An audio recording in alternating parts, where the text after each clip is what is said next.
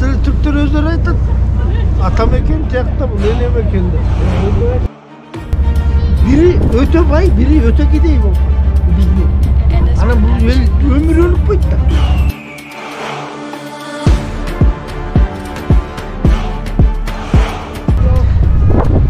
Sen yaş bolganda bu yerge gitti diye görüp durun. Ne içeceksiniz? Bana bir yazılı bir şey versenize. Yazsak da. Üstünde de çile bular. Bizde şunun barın Hollywood'a jettirmesi gerek menin oyumça. Biz şu günge akırındık bilen jettik mi? Bundan da көп vakit bilen oğuluşum. Al jerde akayıp satıp yegende aslında. Baki özü de satattan yiyin kiyilgenmişip. Ha, anı baki satıp yuttur deyip koy. Bunları da koldamaya atat da al çıkar üstünde ortuna. Mehmet, hey. Teşekkürler yeter. Teşekkür ederim. Ne var ne yok. Devatat da. Bular bunda çatkanda buzu atpay. Hoptu men peyil donda, sen onda, bulongda boya koysam ne kalabız? Dilnik tıra görmeye atpay. Kana dilnik yok değil kanday yaşaş gerek yok, kanday desek. Geçok tamamın buzulup ketip içime oturursun gerek. Canday. Ağay kişide Türkçe öğrenmiyorsun da öyle oynatma. Teşekkürler bilem, nasılsın bilem.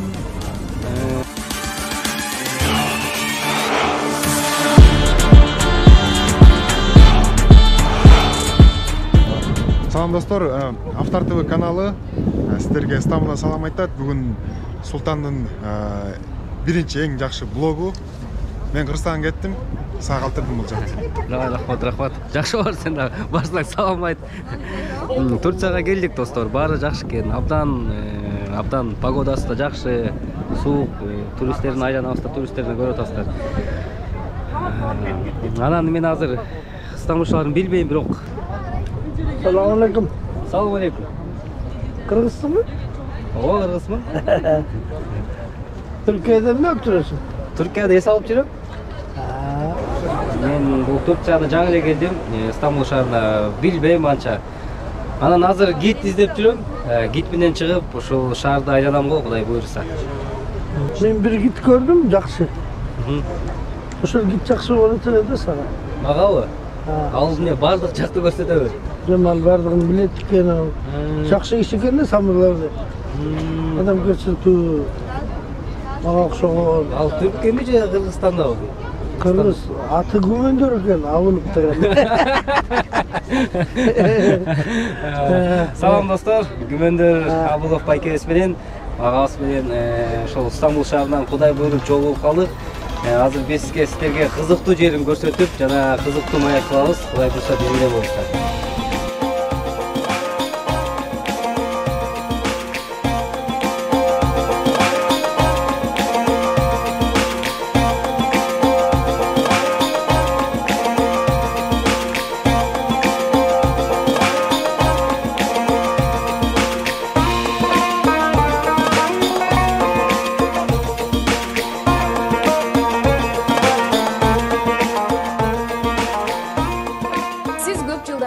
Турак жайлуу болууну кыялданып жүрөсүзбү? Анда келечек турак жай кооперативи 10 жылдык мөөнөткө пайызсыз бөлүп төлөө шартын сунуштайт.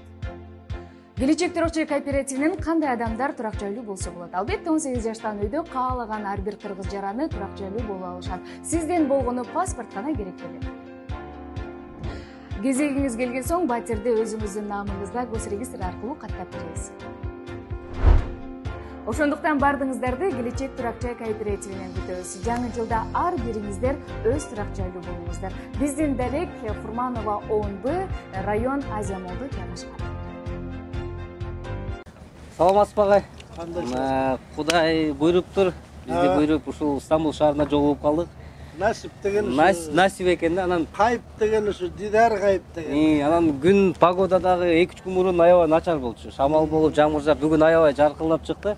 Эгемендүүлүк алгандан бери, Кыргызстанда эгемендүүлүк алгандан бери биздин чет жакка чыгып, сиздер ушу маданияттуу көрсөтүп, кыргыз туугандарыбыздын эмесин көңүлүн көтөрүп келатасыздар. Бул сапардагы ушул максат менен келсеңиз керек, Албетте, бизде жаманбыз, начарбыз, жашообуз бүттү деп айткандан алыспыз. Бирок эс алып мындай толук кандуу эс алганына келбесек дагы тыгынчык болсун деп ортосунда концерт кое калып, анын шылтоосу менен эс алып дагы жер көрүп да келели, неберемди, жеңеңерди жер көрсөтүп келейин деп келгенде кербесим. Жакшы, жакшы. Анан кайсы шаарларды жетиштиңиз кыдырып? Турциянын. Турциянын ба? Турциянын Анкарада болдук. Анталияда болдук. Анан эми бүгүн мына келгенибизге бир айдан өттү. Бүгүн 16-сы болсо, бир ай 4 күн болуптур. Ошо тааныштарыбыз бар, карындаштарыбыз чакырган.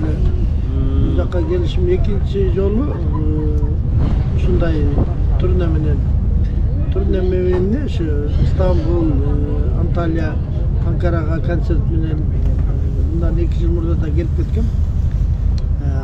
Атак мындай айтканда Түркияга театр менен кинодон театр фестивалдары менен Аданага, Мерсинге жана Стамбулдарга мурда да концерттер менен да келип жүрчүмүн. Ошол. Жакшы, жакшы. Анан айтсаңыз, Күмүндөр агай, бул ушул Турцияга келип кыдырып жүрөбүз.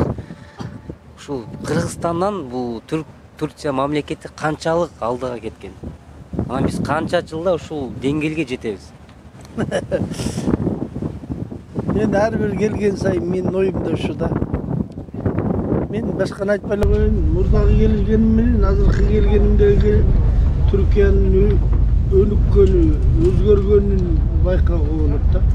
Булар космостук ылдамдык менен өнүгүп атат деп айтсам болот. Булардын ошол жанагындай тейлөө сервистери, туристтерди тосуп алганы, гостиницаларынын жана башка маданият чордондорунун жери. Buradan. Abi nereye gideceksiniz? Bana bir yazılı bir şey versenize. Жазсаң, Soğuştun ne deçili bular? Soğuş deyip çıkar. Yok, uruşmaz. Hocam ver de.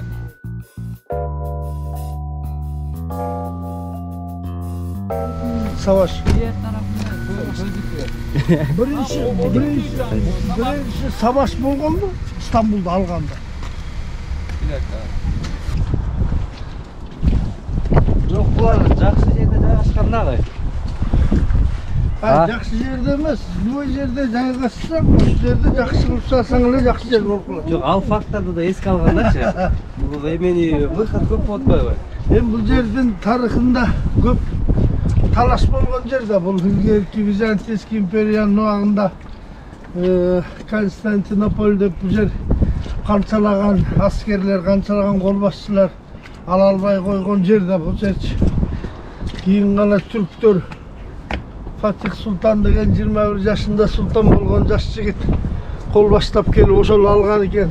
Фатих Султан ушундай келип өтө албай бир жумача туруп, анан кайра тажап кеткен киши болуп, анан көрүнбөй татыңдай бир тоон далдосун жеткенде көрүнбөй калган жерге чейин кеткенде, булар кетти деп отурган кезде түнү менен ошол канча жүздөгөн миңге жакын кемелерди кургак жер менен 8 километрби ушундай менин угушумча кургак жер менен болгондо түз жер эмес, тоо башы ушундай жер менен карагайларды туурасынан коюп ошонун үстүнөн дөңгөлөтүп жөө аскерлер менен бир түндүн ичинде миңге жакын кемени алып өтүп, эртең менен византиялыктар ойгонсо эле Мрамор деңизинин үстү жайнаган кеме болуп калган экен. Ошондон келип анан кол салып бул жерде түрктөр ээлеп калган экен. Ошо мен да байкадым да, бул жактан бул эме только деңиз менен кол салганда чептиңдер деңиздин боюнда болуп турат да баары. Бүт чептин баары деңиздин боюнда болот. Анан эмени жанагы салынган зданиялар христианский эме экен да. Типтегидечи. Кийин эле булар азыр эме коюп айтып коюп мусулманчылык кылыптыр да. Көп эле мечиттер бирок христианский. Эми негизи арабтардан кийинки ушу түрктөр да мусулманчылыкты жайылткан. Ооба да. Көп элди мусулман кылган. Kılıçtın mizi menen, Nayzan'ın uçu menen degендей. ооба Müslüman kılganlar Türkler de bütkül dünyölük standartta boy жүгүртүп. Bularga tiyatr eskisi olsun, muzika eskisi olsun, operаны, baletti, dram teatrlardı, kinonu kolga alganına 15-20 yıl oldu bularga. Hazır mına Rusiyalardan Vaganov atındağı Sankt-Peterburg'dagi balet akademiyalarında okuyup balları, balerondoru, balet meisterler uşaktan okup negizki emeler uşaktan okup kelet. Anan janagындай kontrakt menen Orustun көп elдин Ukrainanın ушундай бийчилери келип бuyakta иштешет, чоң акча менен айлык коюп берген. Anan bu искусство жагын булар колдобар, туубаса чыккандарды колдобой атат даже, ал чыгарыштын ордуна.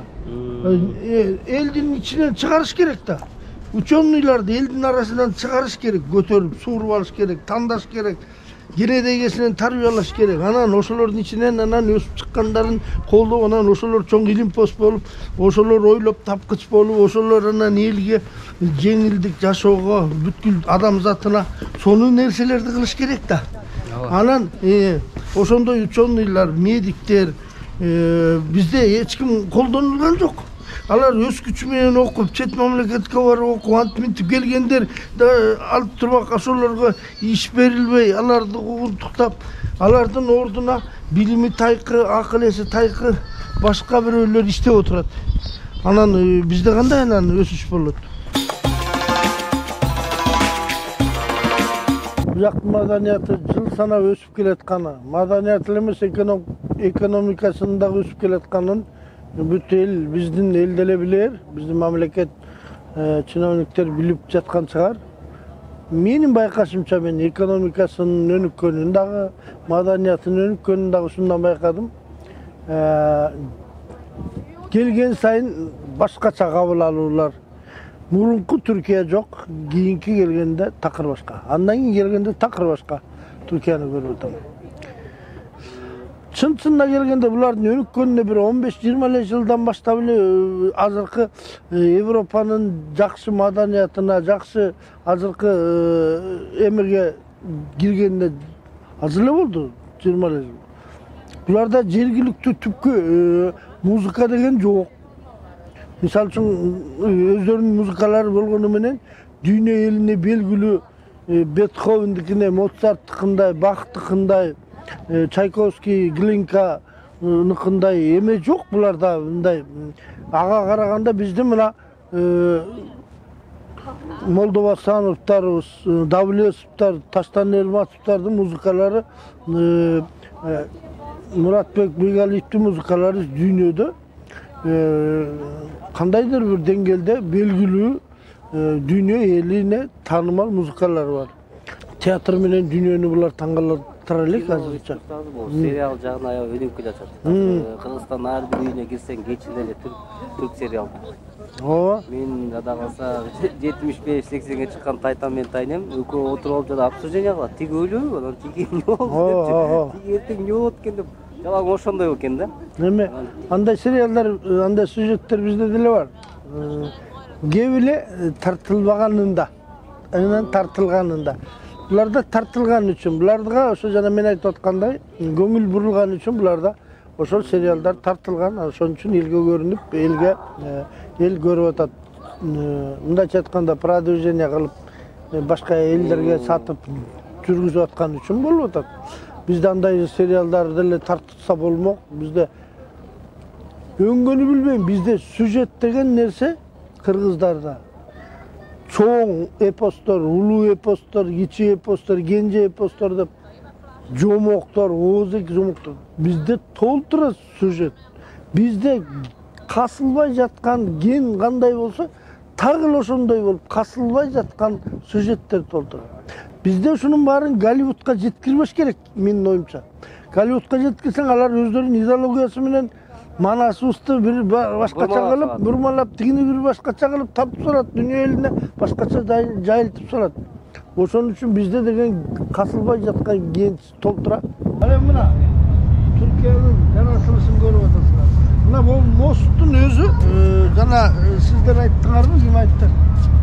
73 жылы. 73. Тигил мост. Эң чоң мост. Эң чоң мост ошол, А бул андан кичинекей бир. Эми булар Германия салып берген экен 73-жылы. Булардын өнүккөнүн эми ушундан эле билсек болот. А бизди кайсы бир киши айтып атат, Германия 16-15 жылдын ичинде өнүгүп кетти. Согуш, экинчи дүйнөлүк согуштан кийин. Биздин кеткенибизге 16 жыл болду. Өнүккөнүңөр кайсы деп аткан бир киши бар бизде. Мен ушу кишиге жаман ардандым да, так уяты жок экен да. Германия экинчи дүйнөлүк согуштан кийин менин түшүнүгүм боюнча бүт паритке минип калган. Жетекчисинен баштап итине чейин. Анан алар өз киндигин өзү кесип, кайра башынан восстановление кылып, кайра башынан өнүккөнү колунан келген кишилер жетектеген. Билими барлары жетектеген. А бизде эмне? Бизде деген байлар менен кедейлерге бөлүп салды да, ошо киши. Бизде бай менен кедейге бөлүп салды да, менчиктештирүүнүн арты менен. Ал жерде деген акылы бар кишилер байып, жок дегенде акылы менен байып кетсе да бир жөн. Акылдуу кишилер байып кетсе, элди багат эле. А жерде акылы жоктор да байыды да. А жерде деген коррупционерлер да байыды. Негизинен коррупционерлер байыды да. Ал жерде. Анан бири өтө бай, бири өтө кедей болуп калды. Биздин. Анан бул эл өмүрү өнүкпөйт да. Бул эл өмүрү өнүкпөйт, теңелмейин бири-биринин социалдык абалы, теңелмейин өнүкпөйт. Чоңдор, коррупционер чоңдор жөнөкөй элдин жашоосунун оңолушун такыр карабайт. Азыркы учурда ушундай. Дагы эле ошондой. Дагы эле ушундай. Азыркы саясатта, азыркы учурда бай кишилер, өзгөчө бизнеси бар кишилер баарын айтпайм. Но коррупциялык жол менен бизнес күткөн кишилер жөнөкөй элдин жашоосунун оңолушун каалабайт. Себеби жөнөкөй элдин жашоосу оңолуп кетсе, тигилнин бизнесине доо кетет. Андан албай калат. То есть эгер оңолуп кетсе, даже алардын ичинен бизнесмендер чыгыш ыктымал. Анда тигиге караманча эле түн түшүшү ыктымал. Ошон үчүн алар жөнөкөй элдин жашоосунун оңолушун каалабайт. Ошол коррупциялык жол менен депутат болгондор, байыгандар депутат болсо, карапайым элдин жашоосу оңолушу үчүн закон чыгарбайт. Алар өздөрүнүн бизнесин колдош үчүн, сакташ үчүн закон чыгарат. Ошондой эле болуп атпайбы? Азыр мына машинең болсо, холодильниң болсо, телевизорың болсо, пособие берилбейт деген закон чыгарышты ошолор. Бул эмне деген сөз? Элге даже жада калса холодильниктер көрбөй атпайбы? Холодильник жок, эл кандай жашаш керек, кандай десе. Кечок тамагың бузулуп кетип, ичиң өтө болушун керек. Же кандай? Мына телевизор көрбөшүң керек, политик укпашың керек. Деген айтканын уга беришиң керек. Ушундай болуп атпайбы? Алардын ою. Бир чети күлкүлүү, бир чети ыйлайсың да. Атаң менен чогуу жашасаң, пособие берилет. Атасы менен небере чогуу жашаса, пособие жок. Булар элди бузуп атпайбы? Ажыраштырып атпайбы? Атаңды эсли бирдеме болсо сотко бер деп балдарды үйрөтүп аткан тиги батыштын нормаларын алып келип киргизип атат законго. Ата менен баланы ажыраштырып атпайбы? Булар мындайча айтканда бузуп атпайбы? Бузуп атат. Бузукулар болуп атпайбы? Анан кандай дейсиң? Анан кантип жашоо оңолот деп ойлойсуң? Бул менин жеткен акылым.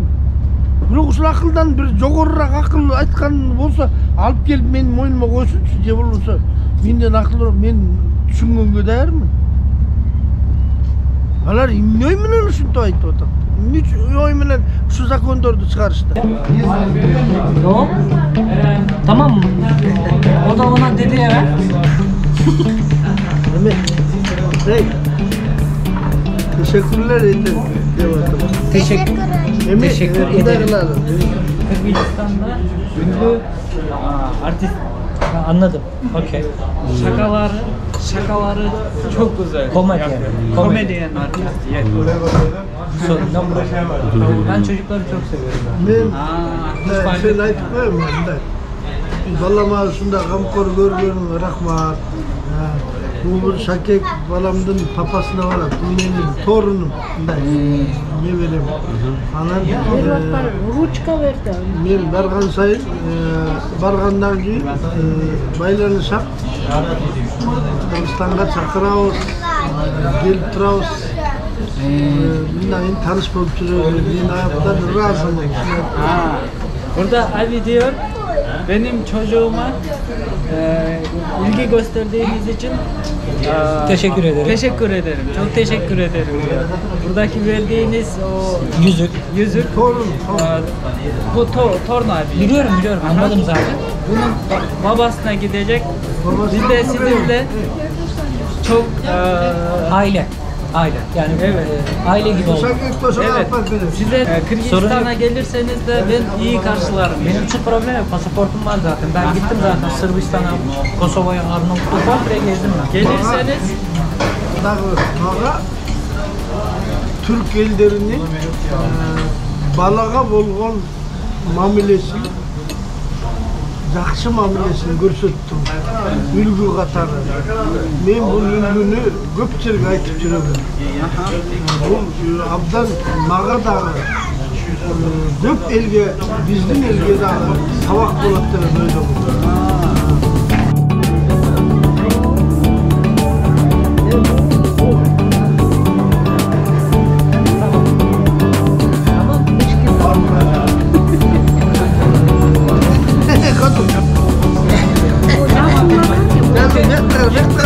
Bu sende kalsın. Kırgızistan'a gittiğinde orada takarsın, tamam mı? Tamam. Şimdi bak böyle çıkartıyorsun. Bak böyle katlıyorsun.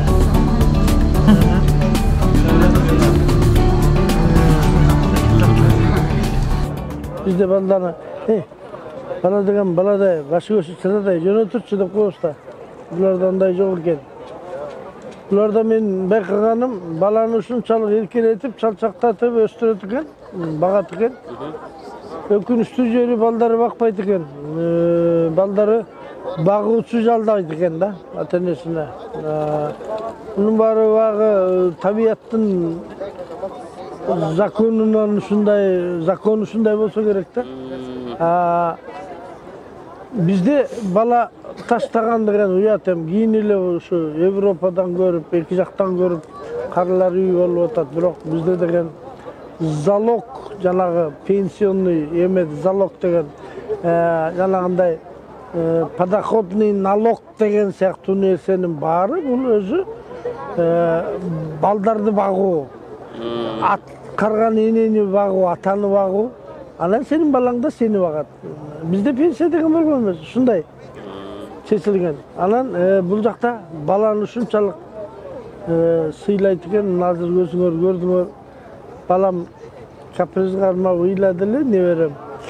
Бир түрктүн тааныбаган эле бир повару келип алып, улам үзүлүп түшүп, берер кечтекесин таппай колундагы ручкадан калганын алып, муну ал деп ручканы берип сүт тарт деп.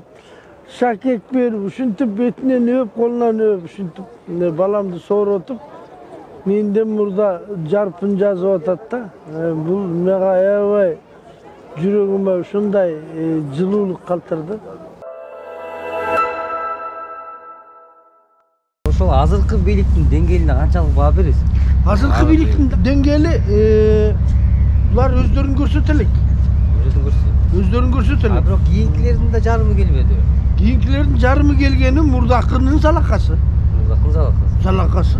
Al tesinden ile oңолуп эле бүгүн алмашкандай мындай сен мончого түшүп бүт ич кийимиңен үйдө алмаштыргандай кеп эмес да бул. Бул андай эмес да. Бул бийлик деген бул өзү акырындык менен. Биз ушул күнгө акырындык менен жеттикпи? Мындан да көп убакыт менен оңолушубуз турат. Мындай темп менен. Билбейм, мындан кыска жолду кандай табат? Ким кандай табат? Менин акылым жетпейт. Мисалы, мен ошон үчүн элге момундай кылсак болот эле деп жол көрсөткөндөн алысмын. Момундай болсок оңолобуз дегенден. Мен эмнеден? Эң биринчи эле биз пейилди оңдойлук дейбиз. Бопту мен пейилди оңдодум, сен оңдодуң. Бул оңдобой койсо эмне кылабыз? Бул сен оңдоп, мен оңдоп барбаган жерди бул басып алып иштетем деп экологияны бул бусуп атса кантип оңолобуз? Оңолбойсуң да. Анын үчүн баш көз керек. Баш көз ким бизде? Баш көздөр туура багыт бериш керек. Мен өңгөдөндө таң калганым бизде үчүн 30 жылдан бери чегараны тосконго бирөөнүн да мойну жар бербей атат. Ай, жакшыбы, жаманбы? Болуптур сен ошол жерде алчы деп тосуп алсаң кийин бузулбайт эле. Азыр эми мына тынчып турабы? Эмне үчүн? Вактылуу эле тынчып тур. Эртең кайра ошол жерде согуш башталган. Ошол жерде тосуп алсаң керек да, бери жылсаң дагы жылсаң дагы нечер менен болсо дагы бүтүрүшүң. Муну керек болсо эгемендүүлүк алгандан кийин эле эң биринчи акайып куруш керек болчу чегараны. Студенттерден өйдө чыккыла. Акча жок, давай чегараны тосуп алалы деш керек болчу. Ким болсо дагы захват кылып жер алса дагы шнур тагып касыкты кагып коет. Кичинекей жер алган киши. Ошондон 10 сантиметр жыл десең да өлүп берет, жылгайт. Бизде андай жок. Эмне үчүн чегара тоспойт? Бизде выгодно жер сатканга. Мен тоспой эле коеюн дейт. Мен жер сатып калсам керек дейт. Себеби Бакиев келет дагы. Ал жерде акайып сатып ийген деп ашылдык. Бакиев өзү да сатат дагы, кийинки келген киши. Аны Бакиев сатып ийиптир деп коет. Ушул сыяктуу азыркы келген киши үчүн жер сатты, чегараны тоспой атат. Балким ошол киши келип атабы деп үчүн кантип ойлогонго болбосун. Ойлоносуң да. Мен азыр Садыр Жапаровичти мен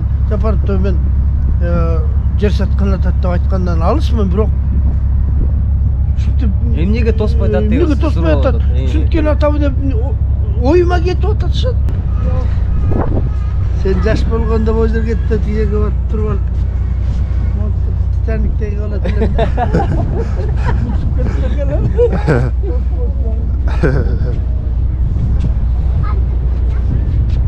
Баягы сиз белгисиз маршрут деп тартылбадыңыз беле? Мен бир көргөндө түшүнгөм эмес, бирок экинчи көргөндө бул түшүндүм да. Кыргыздын даана жүзүн ачып берген да. Көбү түшүнбөйт азыр. Бул комедия кино деп. Учурдагы акыбал не? Темир Биназаров байкебиз аябай сонун жазган сценарий. 12 жыл жазган деп мага айткан да. Анан аябай жакшы жазган. Мен ошол суроону бергим келип атты сизге. Биз дагы деле кыргыздар ошол белгисиз маршрут менен кетип аткан жокпузбу? Аны менен кетпесек да анын кийинки сериялары менен кетип аткан чыгарбыз. Кийинки сериялар менен. Бирок кийинки сериялары кандай өзгөрдү кеп ошондо. Жакшы жагына кетип баратабызбы, жаман жагына кетип баратабызбы кеп ошондо да. Анан эми искусство жааты, кино жааты, театр, акындар, журналисттер бүт эле элдин жакшы жакка кетишин каалап, жаман жагын чагылдырып жазышат. Акындар, жазуучулар. Шунун баарын ошон үчүн бул искусство, ошон үчүн артисттер, жазуучулар, өнөрпоздор, акындар ошон үчүн элдин идеологиясын элге жеткиришет, мамлекеттин идеологиясын элге жеткиришет, улуттун идеологиясын элге жеткирип турушу керек. Тилекке каршы бизде андай эмес, бизде идеология деген өлүп, биздин идеология только акча табыш, акча менен жамбагыш, сатып алыш, сатып жибериш деген менен чектелип атпайбы. Агай, сиз да айтканыңыз абдан туура, жана жакшы сөздөрдү айттыңыз. Мен ушул кыргыздарга ушундан пайдаланып, биз кандай Турцияга келип көрдүңүз да, ушунун кандай жакшы жагын алып, ушул жагын баарын камтап бир кичинекей жакан сөз менен кыргыздарга айтасыздар. Мындай кылсак биз жакшы жетебиз. Ар бир улуттун жакшы жагы бар. Ар бир элдин жакшы жагы, жаман жагы бар. Ошо жаман жагы кайсы экенин, жакшы жагы кайсы экенин, бизге кайсынысы ылайыктуу экенин. Анын ичинен биздин жер шартка байланыштуу да жери бар. Ошонун баарынан кайсынысы ылайыктуу экенин, кайсынысы бизге пайдалуу экенин аңдай билишибиз керек да. Анан биз бул жакта мынча сом алат экен, бул жакта мындай кылат экен, пенсионерлер мынча жашынан чыгат экен, же болбосо мындай экен деп ойлонон. Ал элдин экономикасы менен, элдин саны менен эсептешпей эле, жер шарты менен эсептешпей эле башка бирөөгө теңеле берүү, бул өзү мындайча айтканда бир жеткен көп айлык, мындайча айтканда келесоолук. Ар бир жерде бир закон, бир мамлекетке такыр туура келбеген жер бар. Жер шартына байланыштуу, эл шартына байланыштуу, аба ырайына байланыштуу дегендей бардык жагына байланыштуу болушу керек ар бир нерсе. Улуттук баалуулуктарына байланыштуу, улуттук салтына, каадасына байланыштуу. А улуттук салт каада демекчи алардын баары бекеринен чыккан эмес. Ошонун баары ошо жер шартына байланыштуу, ошонун баары аба ырайына байланыштуу, ошонун баары ошол жерде жашап жаткан элдердин жашоо шартына байланыштуу чыккан нерселер. Алар деген канчадан кылымдап отуруп, эленип отуруп келген салттар, шарттар, эленип отуруп келген каадалар. Ошон үчүн анын баары бекеринен эмес. Бекеринен кыргыз улууларды улууларга кеңеш курган эмес. Аксакалды сыйлаган эмес, улууну сыйлаган. Бул бардык эле элде бар. Бардык эле элде бар. Эч бир элде кичүүсүнөн акыл уккан киши көрө элекпи? Ар бир эл кыйналганда болобу, жыргаганда болобу, бүт тамырына кайрылат, улууларга кайрылат, аксакалдарга кайрылат. Ошолордун кеңешин сурайт. Ошолордун кылганына, тарыхына көңүл бурат. Эмне кылып кутулду эле ушундай кездерде, ушундай кыйынчылыктан деп. Мунун баары бекер эмес. Анан кече күнү бир нерсени окуп калып эле Американын бир кандай десем 53 штатындагы бири-бирине карамаршы закондорун келип алып эле Кыргызстанга алып келип коюш туура эмес. Кыргыздын өзүнүн каада салты бар. Аякта деген улууну сыйлоо деген кандай деңгээлде экенин билбейм да, бирок аякта деген уруу дегенди сыйлаган, улуттун намысын сыйлаган нерсе жок аякта. Аякта улут деген сөз да жок. Мындай эле жөнөкөй эле мисалы айтканда улут деген жок, американец деп коет, аякта бельгиецпи, испанецпи, португалецпи, аякта американец деп гана коет баардыгын. Бүттү, анан жашай бер. Аларга теңелип кыргыз, казак, өзбек, тажик аралашып калалуу жок, анта албайбыз да. Ар элдин Тажикстандын аба ырайы башка, Өзбекстандыкы башка, Кыргызстандыкы башка, ошого жараша салты башка. Ар бир эмес салтына жараша каадасы башка. Демек биз баарыбыз өзүбүздүн менталитетибизди, өзүбүздүн каада салтыбызды эске алып, ошол менен ынтымакка келсек. Биз өзүбүздүн ошо салтыбыз бар үчүн ушуга келдик да биз. Ушунча кылымдан бери. Ооба да. Дагы ошону менен кетишибиз керек да. Муну бизден башкалар, бизден мурдакылар келесоолугуна мынтип келген эмес да. Вот ошону эске алышыбыз. Ооба, ошону эске алыш керек. Агай, бизге бүгүн аябай жакшы маек болду. Сизге чыгып бергенге чоң рахмат. Кудайга шүгүр, сизге жолугуп, ушинтип жакшы жерде кыдырып, эс алып, жана интервью алганыбызга сизге чоң рахмат агай. Аман болгула, тынччылыкта болгула, өмүрүңөр узун болсун. Кыргыз үчүн кызматыңарды кылымдап кыла бергиле. Бүгүнкү кылган кызматыңар кылымдап Кыргызга кызмат кылсын, Кыргызга. Сизге да чоң рахмат. Жакшы иш кылып жүрүпсүңөр. Угуп атам өзүңөрдөн. Жөнөкөй эле бир нерселерди тартпай ушундай жерлерди кыдырып, кайсы элдин кандай жакшы жери бар, кандай жакшы салты бар, кандай жакшы дүрөлгөсү бар, кандай жакшы архитектуралык эмелери бар, көрүнүктүү жерлери бар. Ушунун баарын жер шарты бар, кандай үрт баарын элге тааныткан бул өзү жакшы нерсе. Кичине кыргыз көзүн ачып, эки жакты карап, өзүн эле карай бербей, короосун эле карап, кошунасун эле карай бербей, эки жакты карап эмеси өссүн, кругозору кеңейсин. Ошо биздин эң чоң максатыбыз ошо Кыргызды дүйнөгө таанытып жана башка улуттун жакшы сапаттарын алып бизге ошол берүү да. Биздин эң чоң максатыбыз. Рахмат. Сизге да чоң рахмат.